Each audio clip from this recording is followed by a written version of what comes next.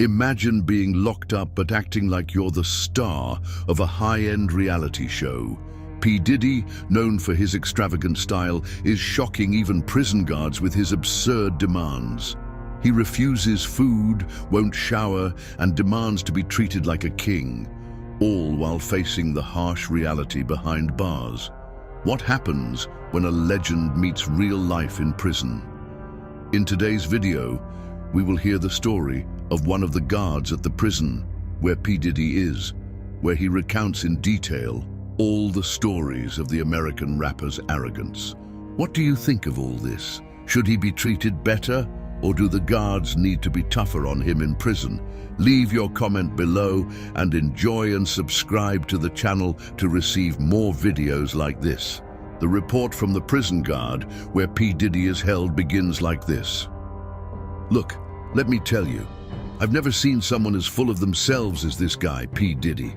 He arrived here already looking like a king, you know. But the highlight was when the kitchen staff brought him the first tray of food. Rice, beans, a simple meat and an apple for dessert. Prison food, nothing fancy, but the same as everyone else eats. He looked at the tray with a disgusted face, pushed it with his hands and said, "I'm not going to eat that. I only eat meals prepared by chefs from 5-star restaurants. Who do you think I am? Just anyone." I even thought he was joking at first, but he was serious. He didn't eat for the rest of the day, just drinking water, and even walked around the cell talking loudly about how disrespectful this was for someone of his level. As if we were going to bring a delivery from the Ritz-Carlton straight to jail just because it's famous. The next day, he threatened to go on a hunger strike. He said he was going to call the lawyers and sue the prison for treating an icon as if he were a regular prisoner.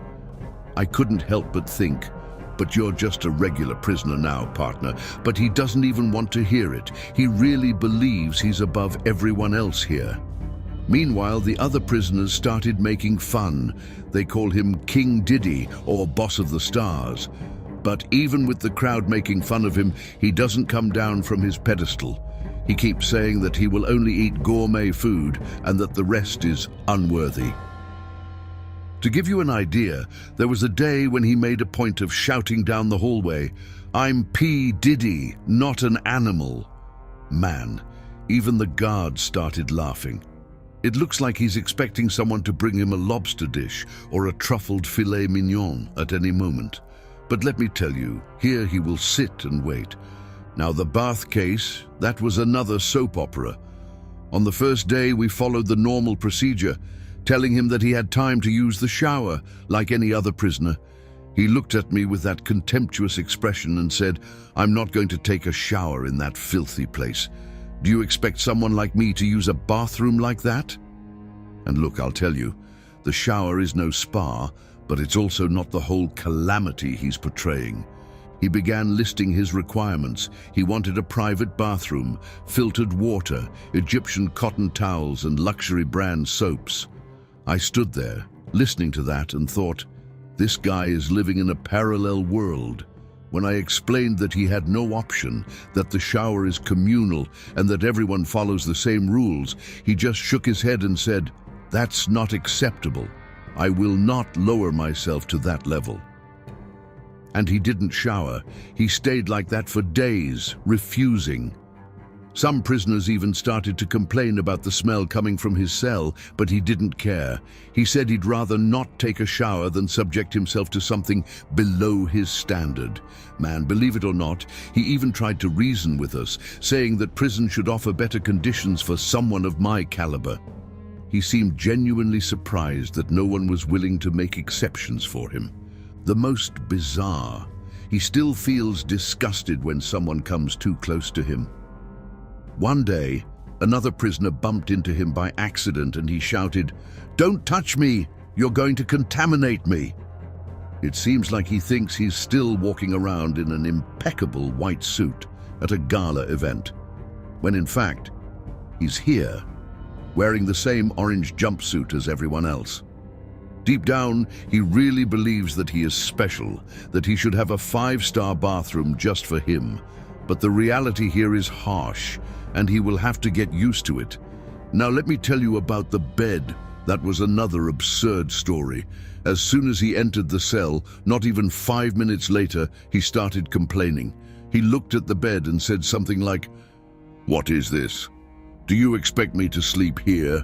This is an insult." The bed, to be fair, is simple. A metal bunk bed with a thin mattress, the kind that barely has foam inside. It's not a hotel, but that's what it has. He, of course, found that unacceptable. He said he wouldn't be able to sleep there because people in my class have other needs. Feathers and a blanket that is at least decent. This looks like something from a public hospital. I tried to explain that all prisoners have the same conditions, but he didn't even let me finish. "Do you know who I am? I'm P. Diddy. I can't sleep in something like that. I have back problems, and my health is a priority." I swear it seemed like he thought that with that speech, someone would run out to bring him a Ralph Lauren bedding set. That night, he couldn't sleep and made a point of making that clear. He was complaining all night, talking loudly in his cell. I heard him say, "When I get out of here, I'm going to sue everyone. No one can treat me like this." The next day, he tried a different approach. He tried to bribe one of the guards.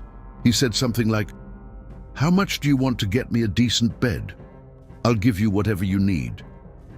Of course that didn't work, but he seemed genuinely shocked that no one was going to take his money. For him, everything in life can be bought. The most ironic thing is that he started improvising. He took the few clothes he had and tried to fold them under his pillow to create more comfort. But in the end, none of that made any difference because he couldn't get over the idea of sleeping in a prison bed. He still grumbles every night, saying that this kind of thing shouldn't happen to someone as important as him. Oh, and when he saw other prisoners who were sleeping peacefully, he even said, "They must be used to this kind of thing, but I'll never get used to it."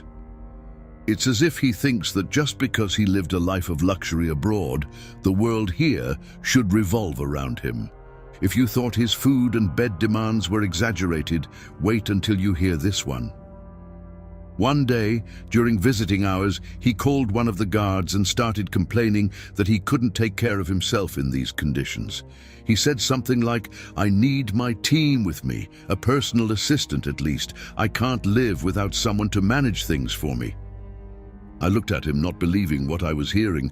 I asked, "Are you suggesting that we should let someone from your personal team come in here to live with you in the cell?"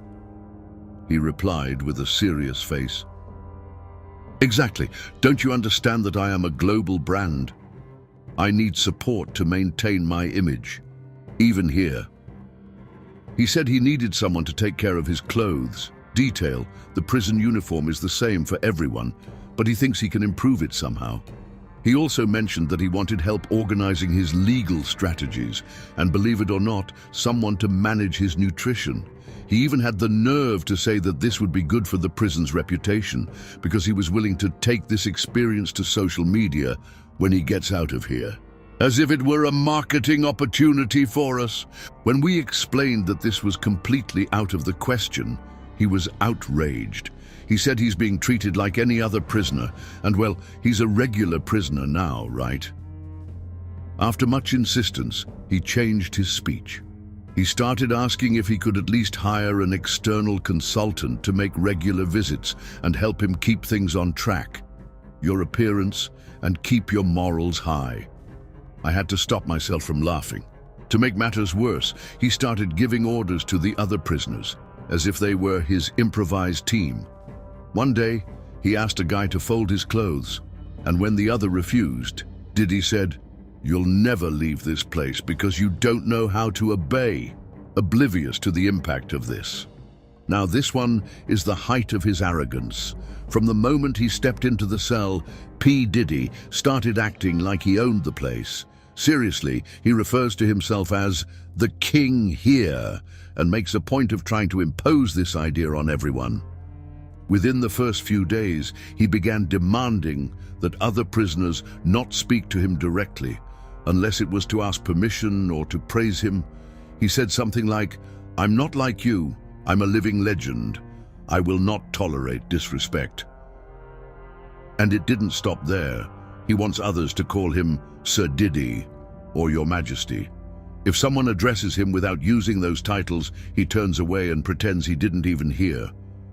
To try to reinforce this idea of superiority, he walks in a theatrical way through the corridors, as if he were parading on a red carpet. Once, during recreation time, he sat alone at a table and said to a group of prisoners, "This area is mine now. You can find another place to stay." Can you believe that? Of course, no one took him seriously, and he ended up being ignored, but he kept muttering about how people here don't know how to respect royalty, and it doesn't stop there. He already tried to give orders to us, the guards. One day, he called one of us and said, "I need you to organize recreation time so I don't have to share space with, well, you know." He didn't finish the sentence, but it was clear he was talking of the other prisoners. He literally wants to be treated as someone apart from all this, as if the prison would make adjustments to accommodate his wishes. Even when he refuses to eat, bathe, or follow the rules, he tries to turn it into a declaration of superiority. He says he is protesting against a system that doesn't understand the importance of treating legends like him with due respect. In his mind, anything that happens here is a personal insult. The problem is that this king attitude is only creating more friction with the other prisoners. They started teasing him, calling him Your Highness in a sarcastic way, but he doesn't seem to notice. He truly believes he's better than everyone here, and that eventually someone will recognize that and start treating him like he thinks he deserves. It is a mixture of arrogance and total denial of reality. If you think P. Diddy's attitude inside prison is something, wait until you know how he acts during visits. The things he demands and the way he treats the people who come to see him. It's unbelievable. First, he has already started with a list of rules for lawyers and family members who come to visit him. Before they entered, he sent word that he didn't want anyone dressed sloppily. He even said, "If you're going to visit me, at least do it in style. I don't want to be seen with anyone who looks like they just came out of the supermarket." That's right. He wants people who come to him to follow a dress code as if they were going to a gala event. Later, during visits, he doesn't miss the chance to complain about the prison and the conditions. He says things like, "Do you know what you're doing to me here? This is psychological torture. I don't belong here." He says it in such a dramatic way, as if he were starring in a movie, and of course he always asks for something impossible, as if he were a king sending a wish list to his subjects. He has ordered designer watches, exclusive perfumes, and even clothes from famous designers. When the lawyers explained that none of this is allowed, he replied, "Then what do I pay you for? I need these things." And the situation becomes even more uncomfortable when he starts talking directly to family members. He doesn't thank them for coming, doesn't ask how they are. It's always about him. He already said something like, "You need to do more for me. You don't understand the impact this is having on my image abroad." It seems that he believes that the only function of the people who come to see him is to serve his interests. Worst of all is that he doesn't realize how these attitudes affect others. During a visit, he got irritated because they didn't bring him anything useful. He complained, "I was hoping at the very least for a better strategy to get me out of here. You are relaxed." And as he spoke, he gave orders as if he were commanding a production team, telling everyone what they should do to improve their situation. And it's always in the same arrogant tone. Even here, even in prison, he can't let go of this idea that the people around him must be servants, even the ones who are clearly trying to help. For him, it's as if they were all just tools for him to get back to the top. Oh, and his cell. P. Diddy treats this as if it were a divine punishment, something completely outside of what he believes to be dignified for someone in his position. From the first moment he entered, he began making a detailed inventory of everything he didn't like. And look, basically, he doesn't like anything. He has said more than once that the cell is unfit for humans. He complains about the space, saying it is smaller than any suite I've ever slept in, as if comparing it to the luxury hotels he used to frequent. The mattress, the pillow, the lighting, everything is subject to criticism. He even complained about the texture of the walls, saying it was affecting his mood and creativity. Creativity for what? I have no idea. One day, he called one of the guards and made an absurd request. He said he needed a renovation in the cell. You can't spend that much time feeling uncomfortable. Of course, we just laughed. This isn't anyone's home, much less a celebrity studio. The other day, he stood at the cell door for almost an hour, drawing the attention of everyone who passed by, just to say how disrespectful he thought it was to his reputation. He said something like, "Do you really think someone at my level deserves to be here? Look at this. This is a nightmare." He acts like he's on a home renovation show, waiting for someone to come and turn his cell into a presidential suite. And the complaints don't stop.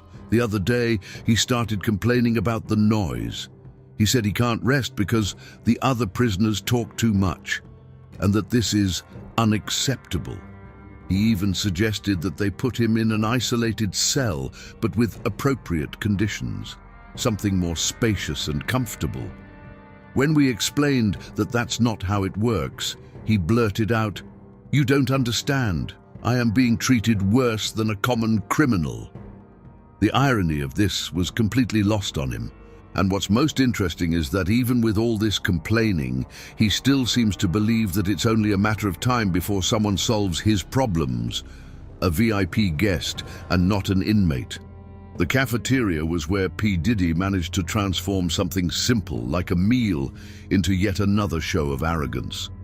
The first time he was taken there, you could already see that he wasn't at all interested in trying to adapt. As soon as they delivered the tray of food, rice, beans, ground meat, and an orange, he looked at it as if it were toxic waste. He literally pushed the tray away and said, very loudly, "That's not food. Who in their right mind would call that a meal? I'm P. Diddy, not an animal." Everyone stopped to look. Prisoners, guards, everyone. The silence lasted a few seconds before the laughter began. Some of the prisoners began to tease him, saying things like, "So, Your Majesty, do you want us to order a delivery for you?" But he ignored them and continued with his superior posture. For the next few days, he refused to eat anything in the cafeteria. Every time someone handed over the tray, he made a point of getting up and returning it, saying, "I can't accept this. It's a question of dignity." He repeated that he only ate meals prepared by renowned chefs and that this food is not worthy of me. A luxury, he continued with the same attitude. He said it was food for amateurs. There was a time when he made an absurd request. He got up and said to one of the guards, "If you can't get something decent, like a filet mignon or a lobster, at least get a chef to cook here. You can take my money later." He spoke as if he were in a luxury restaurant trying to solve a problem on the menu. The most ridiculous thing is that he still tries to maintain this pose, even with his stomach growling. You can hear him complaining about his hunger, but he will never admit that he needs to eat the food here. He even said, "You are forcing me to live on water. When I leave here, the world will know what they did to me." And it's not just that. He also doesn't sit with the other inmates. When he was invited to a table, he replied, "I don't share space with anyone." So, he's left alone, standing with that look of disgust on his face, as if he were in a toxic environment. He truly believes that it is only a matter of time before someone brings him the proper food. In the end, this attitude only causes him to isolate himself more and become the target of jokes. The other inmates started calling him the Gordon Ramsay of jail because nothing ever goes well for him. But for him, it doesn't matter. He seems to think he's in some kind of moral resistance, as if rejecting the food would prove he's special.